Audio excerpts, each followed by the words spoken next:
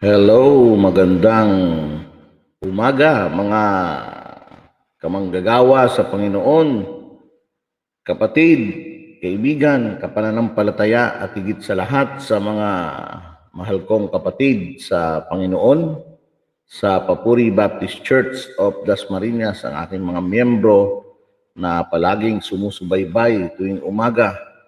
So, happy live streaming po mga kapatid. Isang mapagpalang umaga sa ating lahat at tayo po ay magsasama-sama sa isang magandang araw o magandang umaga ng pagbubulay-bulay natin sa oras na ito. So tayo pong lahat ay magpasalamat sa ating Panginoong Diyos. Tayo pong lahat ay patuloy na sumamba sa Diyos sa pamamagitan ng sama-sama nating pagbubulay-bulay. Tayo pong lahat muna ay dumulog sa Panginoon sa pananalangin. O aming amang nasa langit, Diyos na may lalang ng langit at lupa, Diyos na aming pinaglilingkuran, Diyos na aming sinasamba sa Espiritu at katotohanan. O aming Ama, sa umagang ito kami po ay nagpapasalamat sa panibagong araw at panibagong buhay na iyong ipinagkaloob sa amin. At sa oras na ito, Panginoon, amin pong hinihiling ang paglilinis ng iyong banal na dugo sa aming mga nagawang pagkakamali. At sa oras na ito, Panginoon, hinihiling ko po ang patuloy na pagkilos ng iyong banal na Espiritu sa aming kalagitnaan. Maraming salamat po, Ama. Sa iyo po ang pinakamataas na papuri at pagsamba sa pangalan ni Jesus na aming Panginoon at tagapagligtas. Amen at amen. Isa pong dakilang pasasalamat sa ating Panginoong Diyos ngayong umaga na kung saan tayo po ay nagpapasalamat sa ating Panginoong Diyos sapagkat tunay na ang ating Panginoong Diyos ay napakabuti. Magandang umaga po, Ate Mads, sa iyong maagang pagsubaybay sa ating pong pagbubulay-bulay. Isang malaking kagalakan na tayo po ay narito ngayong umaga upang samahan ang inyong lingkod sa pagbubulay-bulay. Hallelujah. So mga mahal kong kapatid sa Panginoon, ngayong umaga po ang ating paksa ay mayroong pong pamaga at mga paa para sa Ebanghelyo. Ito po ay atin pong pagpapatuloy ng atin pong serye ng The Armor of God, no? The Armor of God. So ito po yung pangatlo na sa atin pong pinag-uusapan kung paano po tayo, ang bawat isa sa atin, ay magiging matagumpay sa ating pamumuhay bilang isang mananampalataya sa loob ng ating paglalakbay sa buhay na ito. So alam ko na marami na po tayong natutuhan doon sa ating una at sa pangalawa.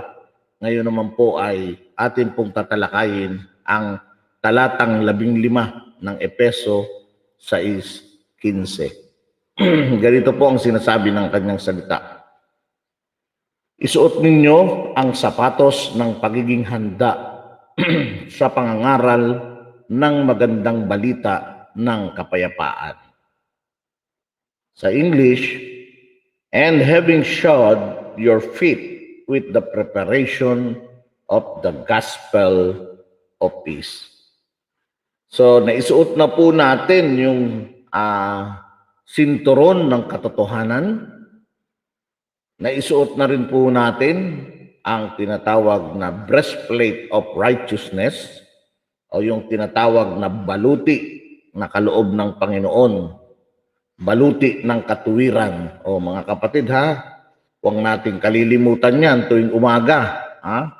Daily, ang sabi ng banal na kasulatan, isusuot mo daily ang sinturon ng katotohanan, isusuot mo daily ang baluti ng katuwiran araw-araw.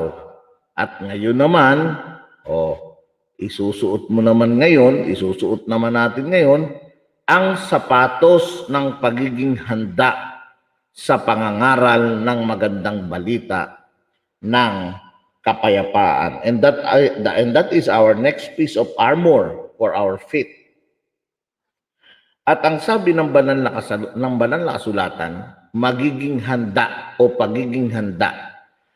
Kailangan po prepared tayo lagi, no? Sa pangangaral ng magandang balita ng kapayapaan. Itinuturo po ng banal na kasulatan na itong balita na ito ay hindi masamang balita, hindi nakakatakot na balita, hindi po balitang puno ng kasinungalingan, kundi ang sabi ng banal na kasulatan na ating dadalhin ay isang magandang balita. At ang laman ng magandang balita, mga kapatid, praise the Lord, ang laman niya ay kapayapaan. Ayun, hallelujah. Ang laman ng mabuting balita na dadalhin ng bawat isa sa atin ay mapayapa, mayroong laman ng kapayapaan. The gospel is what we call the good news of salvation. Ang mabuting balita ng kaligtasan. Kinakailangan po nating itanghal ito. Kailangan po nating ipamalita ito. Alam naman natin, mga mahal kong kapatid sa Panginoon, minsan nga ang nakalulungkot yung masama pang balita, yun ang binabalita. Bakit kaya yung mga tao, no? Ang lakas ng loob magbalita, masama na nga. Pero minsan ang nakalulungkot, yung mabuting balita, hindi binabalita, mabuti nga eh. So, tayo mga Kristiyano na kung saan ay nakakaalam at nakakaunawa ng mga bagay na ito, ang tanong natin ngayong umaga sa bawat isa sa atin, na kung saan ay atin pong pinagbubulay-bulayan, handa ka ba na araw-araw o sabihin natin sa lahat ng pagkakataon ay handa ka bang ibahagi o ipangaral ang magandang balita ng kapayapaan? Ay naku pastor, nakakatakot. Naku pastor, hindi po ako prepared. Naku pastor, kailangan ganito muna ang buhay ko. Naku pastor, dapat ganito po, dapat ang sitwasyon ng buhay ko. Mga kapatid, nagkakamali po tayo dyan. Kinakailangan pong maunawaan natin na isa sa pagiging handa na baluti na dapat nating suot-suot lagi tuwing umaga ay ang sapatos ng pagiging handa. No? Ang isang born again Christian, ang isang anak ng Diyos na mayroong tunay na engkwentro sa Panginoon, ay mayroon po siyang kahandaang ipamalita ang mabuting balitang kanyang tinanggap o kanyang naranasan. Hallelujah. Ulitin ko. Hindi ka naman pwedeng magbalita kung wala kang tinanggap na mabuting balita. Pero meron po tayong tinanggap. Amen po ba? So, meron tayong tinanggap at dahil sa meron tayong tinanggap na mabuting balita, may kahandaan tayo. Hindi mo na kailangang magtapos pa ng bachelor in theology.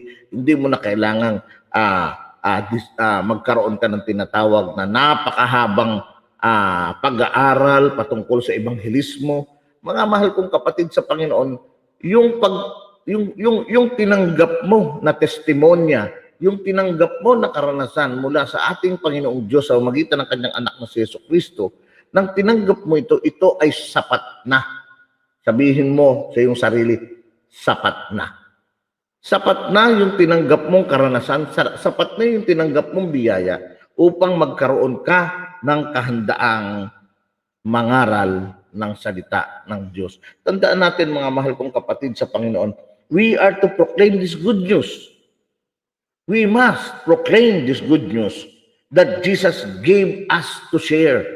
Binigay sa iyo ng libre, ipamahagi mo ito ng libre din at walang bayad. Again, it is the word of God that is good news.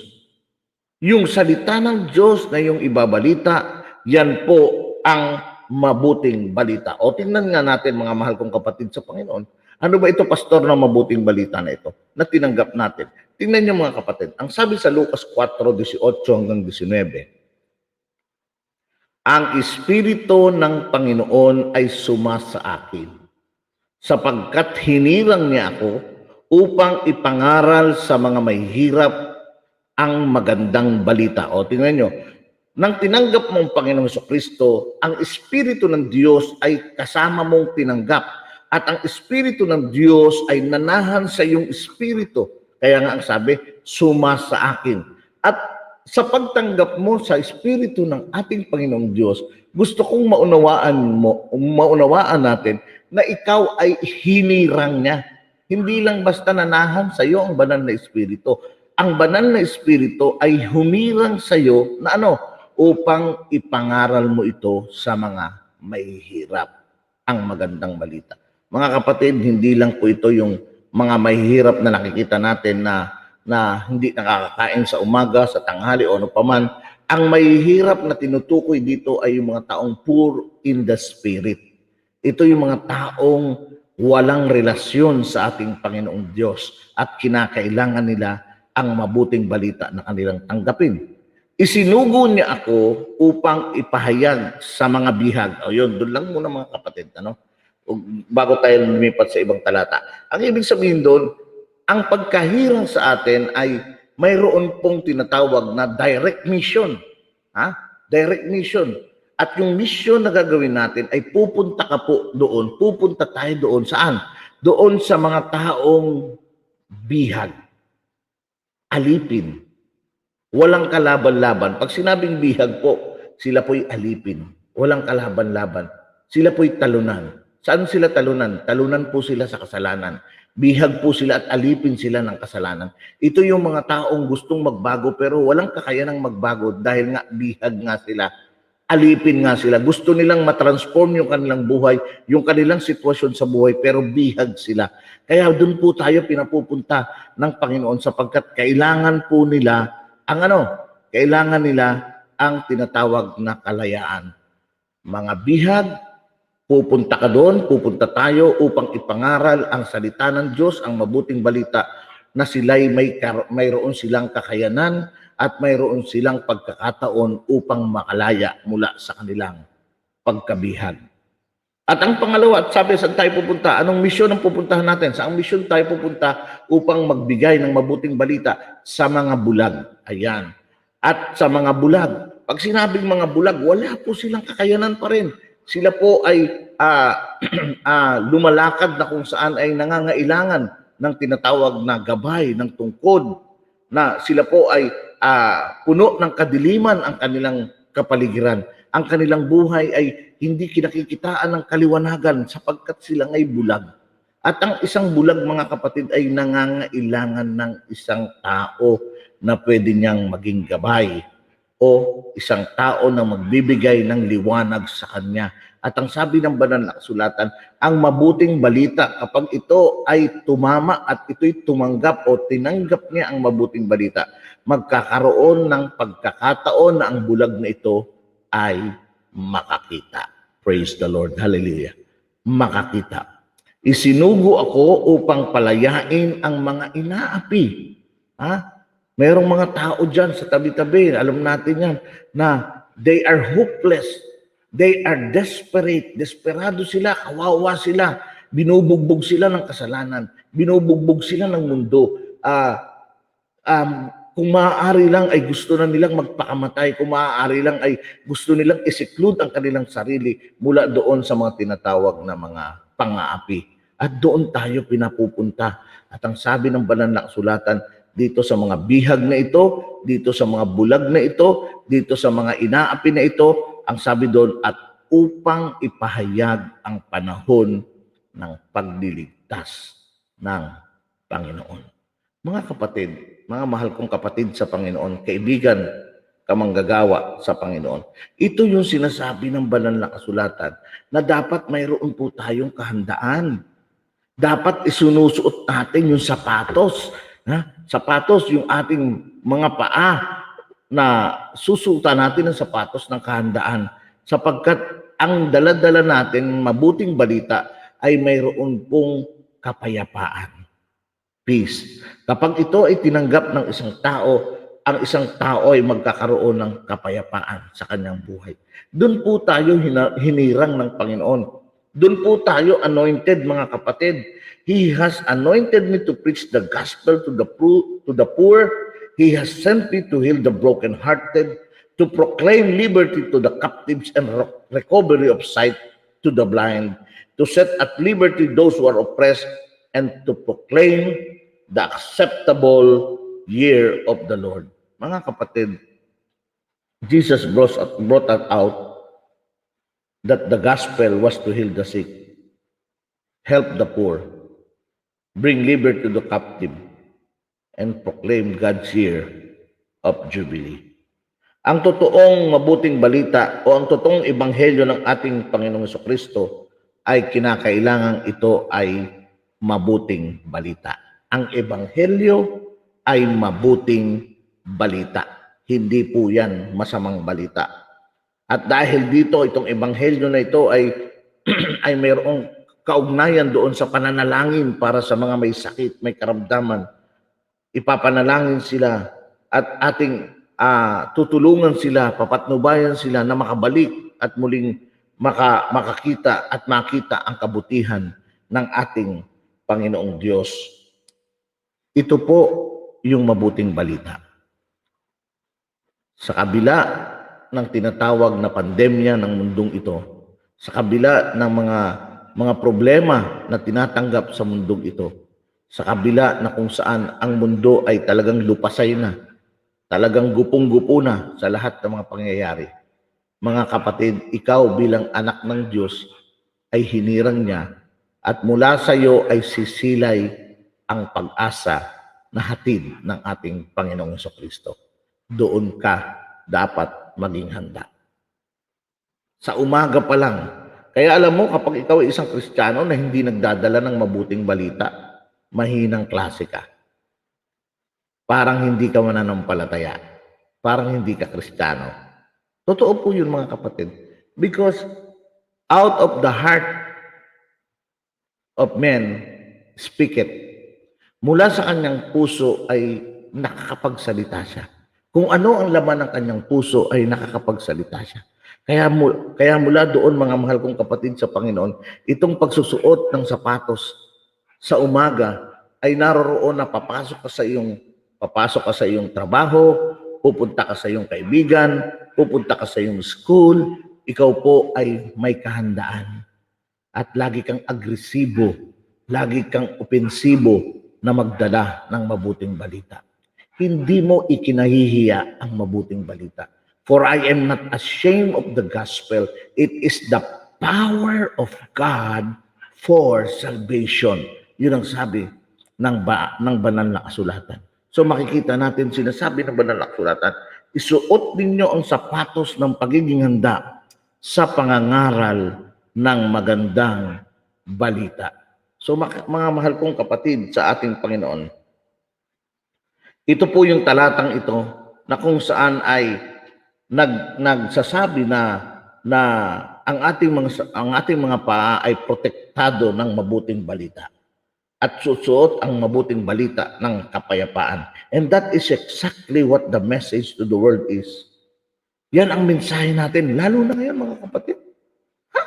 Lalo na ngayon mga kapatid sa panahon natin na puno ng pandemya, hindi natin alam kung kailan ito hihinto.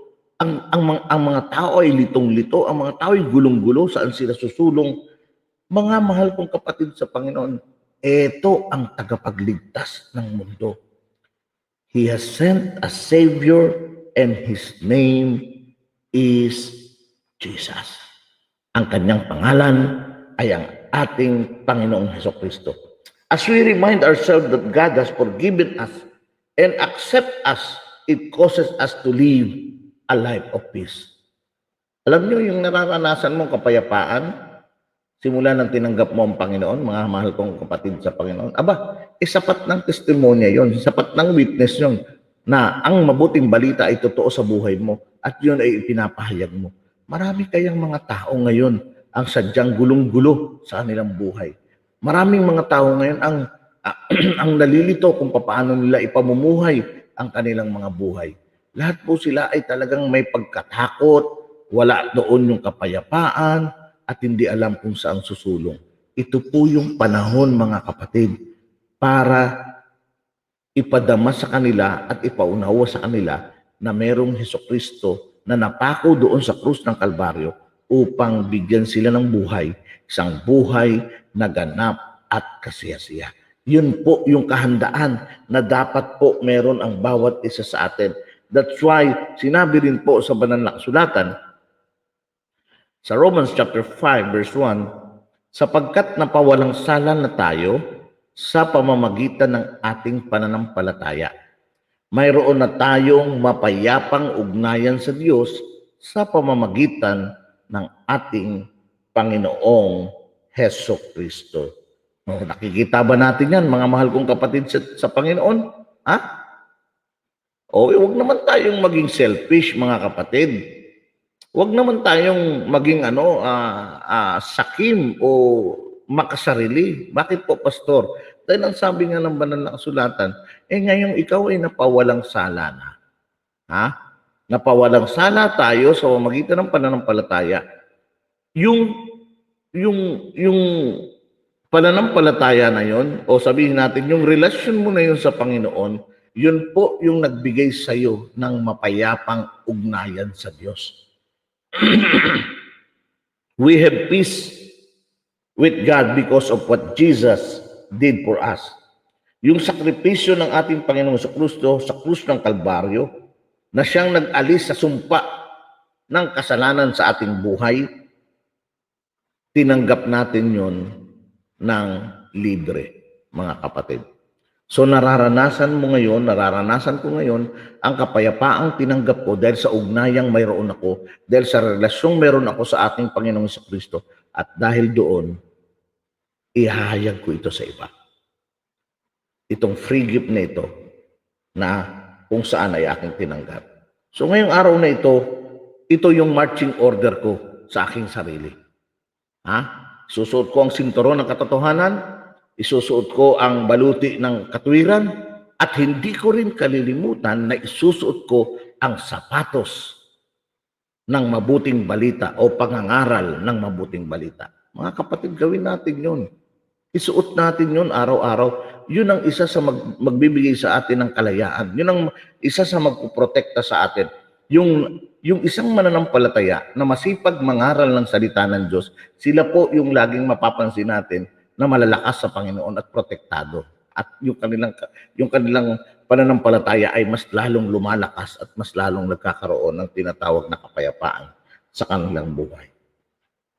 When you do this, you will see this peace that He promises to us. Mararanasan ng bawat isa sa atin ang kapayapaang tinanggap ng bawat isa sa atin. Kaya mga mahal kong kapatid sa Panginoon, isuot mo na. Kung ano-ano sinusuot mo, nagsusuot ka nga ng Nike, nagsusuot ka nga ng kung ano-anong brand ng sapatos. Pwede bang isuot mo naman yung spiritual na sapatos?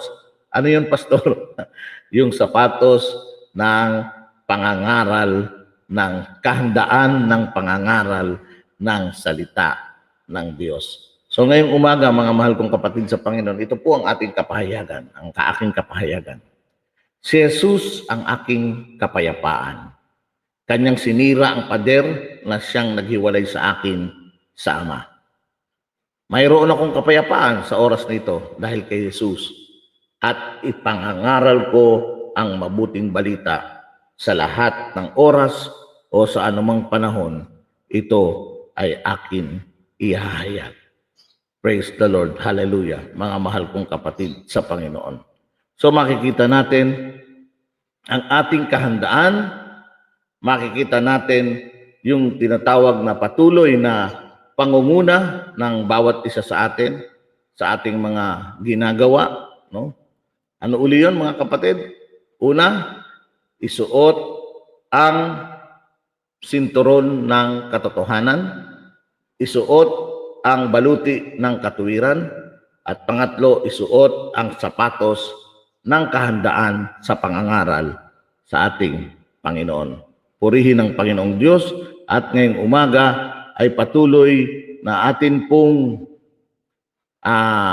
batiin ang ating kapatid na si Ate Nadine kahapon. Siya po ay nagdaos ng kaniyang kaarawan. Happy birthday, Ate Nadine Arroyo. Salamat sa iyong buhay at nawa ay patuloy na pagpalain ka ng ating Panginoong Diyos. So mga mahal kong kapatid sa Panginoon, kung inyo pong mapapansin, tayo pong lahat ay tunay na napakaganda ng ating pagbubulay-bulay ngayong umaga at patuloy po na kung saan ay makikita natin ang kahandaan natin sa pangangaral. Yun po ang aking pamamanhik sa bawat isa. So tayo pong lahat ay panandali ang manalangin sa ating Panginoon sa bilang pagtatapos ng ating pagbubulay-bulay. At meron po akong announcement mamaya.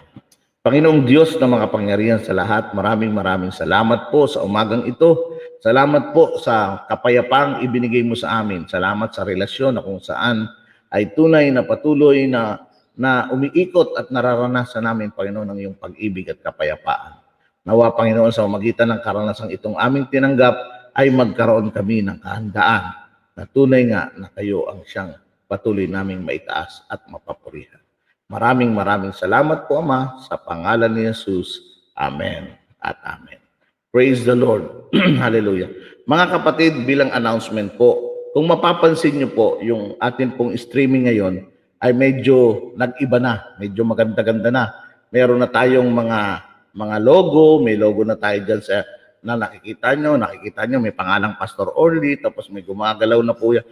For your information po, nag-subscribe na po ako, nag-upgrade na po ako ng atin pong StreamYard. So, monthly po, ako po ay nagbabayad na ng $25 monthly. At yun po ay dahil sa kagustuhan ng inyong lingkod na mapabuti pa ang ating social media strategy o pagdadala ng mabuting balita. Ngayon po dito sa StreamYard ay pwede na po tayong mag-guest, no? So, kunyari si Ate Madeline dyan sa Brunei ay bibigyan ko ng panahon para magpatotoo. Kunyari si Ate Nadine, si Ate Lizel, o si Ate Raquel ay bibigyan ko ng panahon magpatotoo. I-guest ko rito, makikita nyo. Ima-master ko lang po muna. Pero pwede na pong mangyari yung ganun. So, pwede na tayong ma-view dito ng 3, 2, hanggang 10 pwedeng ma-view siya. So, praise the Lord, purihin ang Panginoon dahil tunay nga na sa pamamagitan nito ay nandoon na kung saan ay makikita natin na kung saan ay pwede na. So, kahit sa ngayon ay hindi po tayo nagkakasama-sama, face to face, inisip ko talaga na mas magandang sa pamamagitan nito ay makada upang palad po kayo ng inyong lingkod at patuloy po na kung saan ay makita natin yung tinatawag na pagkaunawa sa bawat isa sa atin, no? So mga kapatid, purihin ng Panginoon, minamaster ko pa ito pero nakikita ko na napakagandang estratehiya ito o pamamaraan ito upang patuloy pa nating mapaganda ang atin pong daily devotional at higit sa lahat yung atin pong worship service every Sunday. Kaya yung mga kapatid natin dyan, mag-prepare po kayo. Maganda handa po kayo sapagkat may mga pagkakataon na kayo po ay gagawin kong guest dito po sa atin pong pagbubulay-bulay or even sa atin pong worship service. So magandang umaga po sa mga mahal kong kapatid sa Panginoon, sa lahat. Sa Diyos po ang papuri. At syempre, kung meron din po pala kayong gustong announcement, just text me or just make a comment, personal comment sa private chat. Pwede kayong mag-comment at sabihin mo, Pastor, gusto ko po sanang i-announce itong isang business ko na ito. So, just text me at atin pong i-display ang inyong mga businesses. So, lahat pong yan ay para sa kaluwalhatian at karangalan ng ating Panginoon. Muli, magandang umaga sa lahat. God bless us all. Soli Deo Gloria.